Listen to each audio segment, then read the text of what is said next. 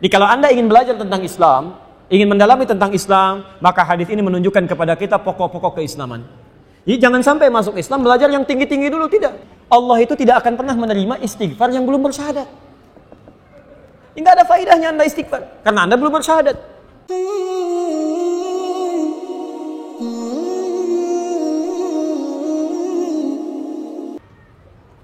Waalaikumsalam warahmatullahi wabarakatuh. Ustaz, apa yang harus diajarkan terlebih dahulu kepada orang yang ingin masuk Islam?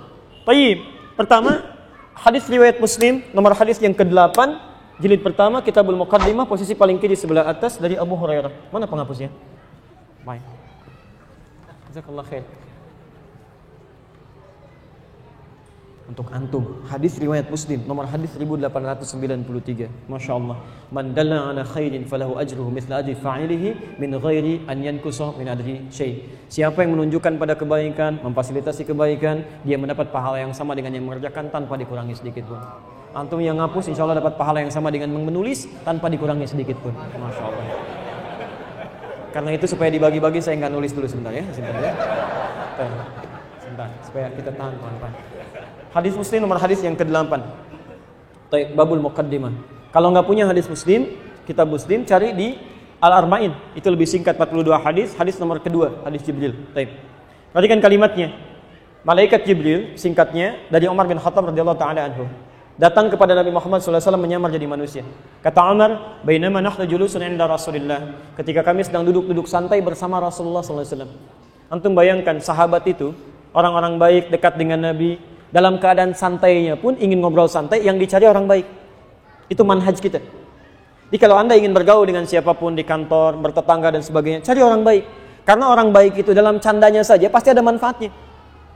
Kalau orang tidak baik, jangankan candanya, seriusnya pun bisa bermasalah. Bisa bermasalah dia.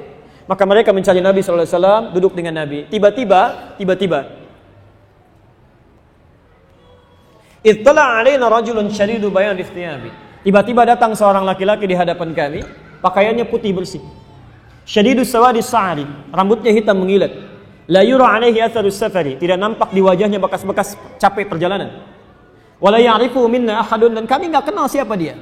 Fajalasa ila Nabi sallallahu alaihi wasallam, maka tiba-tiba dia datang duduk di depan Nabi sallallahu alaihi wasallam. Fa asnada rukbatayhi, kemudian merekatkan lututnya ketemu dengan lutut Nabi sallallahu alaihi wasallam. Wada kafai ala fakhidaihi, meletakkan telapak tangannya di pahanya. Faqala, lantas dia mulai bertanya. Ini jawaban yang tadi dimaksudkan. Mal Islam, Muhammad mal Islam. Ya Muhammad, apa yang harus diajarkan tentang Islam pertama kali? Apa itu inti keislaman? Jadi kalau Anda ingin belajar tentang Islam, ingin mendalami tentang Islam, maka hadis ini menunjukkan kepada kita pokok-pokok keislaman. Jadi jangan sampai masuk Islam belajar yang tinggi-tinggi dulu, tidak. Ini dulu poinnya. 1, antashhada anna ilaha illallah wa anna muhammadar rasulullah. Engkau bersyahadat, bersaksi bahwa tiada Tuhan yang berhak disembah kecuali Allah Subhanahu wa taala, dan cara menyembah Allah ikuti tuntunan Muhammad sallallahu alaihi wasallam. Makanya syahadatnya 2, mengakui Allah sebagai Tuhan yang disembah, yang kedua mengikuti Nabi, mengakui Nabi sebagai rasul yang harus diikuti dengan cara menyembah Allah Subhanahu wa taala. Jelas sampai sini? Nah, karena itu kalau ada seseorang misalnya mau masuk Islam, pertama syahadatkan dulu. Langsung aja, nggak usah banyak pembukaan ya. Saya perhatikan ada orang mensyahadatkan diajak istighfar dulu. Istighfar dulu ya. Bapak itu banyak dosa sebelumnya Pak ya. Sekarang mau masuk Islam, alhamdulillah ya. Betapa dosa yang banyak kan diampuni oleh Allah. Pembukaan sampai setengah jam. Baik, ibu bapak sekalian, mohon izin ya. Keterangan Quran mengatakan, mohon izin, Allah itu tidak akan pernah menerima istighfar yang belum bersyahadat. Nggak ada faedahnya Anda istighfar karena Anda belum bersyahadat. Jadi istighfar itu kan permohonan ampun. Non-muslim bermohon ampunan pada Allah nggak akan nyambung. Nabi aja memintakan ampunan bagi yang belum beriman nggak diterima oleh Allah. Ya, Nabi Ibrahim memohon ampunan untuk bapaknya.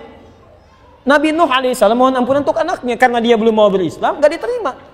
Jadi yang akan diterima adalah ketika dia bersyahadat dulu. Ketika bersyahadat gugur semua dosanya. Hati-hati. Ketika Anda memberikan kalimat-kalimat panjang, ayo istighfar, tiba-tiba meninggal dunia belum bersyahadat, siapa yang tanggung jawab? Langsung aja bismillahirrahmanirrahim. Asyhadu an la ilaha illallah. Asyhadu anna Muhammadar Rasulullah. Sampaikan kalimatnya. Setelah itu tidak cukup dengan bersyahadat. Quran surah ke-47 ayat 19. Fa'lam annahu la ilaha illallah. Mesti punya ilmu, belajar untuk meyakinkan bahwa tiada Tuhan selain Allah. Setelah itu belajar tauhid. Tauhid rububiyah, tauhid uluhiyah, tauhid asma was sifat, Jadi setelah masuk Islam, yakin Allah sebagai Tuhan, pelajari bagaimana keadaan Allah itu, sifat-sifatnya. Allah punya sifat apa saja? Kalau ingin berdoa bagaimana? Bagaimana menetapkan ketuhanan Allah? Sehingga ketika dipersoalkan oleh orang lain, Anda bisa menjawab. Kenapa kamu menyembah Allah bukan menyembah Tuhan yang lainnya? Kita bisa jawab. Ini kadang-kadang orang sudah banyak syahadat, tapi karena tidak belajar ilmu syahadat, akhirnya mohon maaf, dikasih supermi, pindah keyakinan. Dikasih kedudukan, pindah keyakinan. Melihat pasangan tampan, pindah keyakinan. Masya Allah. Ya, Masya Allah. Ayo belajar, sehingga dengan itu paham kita semua. Setelah itu baru belajar tentang sholat, belajar tentang zakat, belajar tentang puasa, belajar tentang haji dan sebagainya. Jadi kalau sudah seperti itu, insya Allah kebaikan kita akan lebih meluas lagi. Allah Ta'ala a'lam.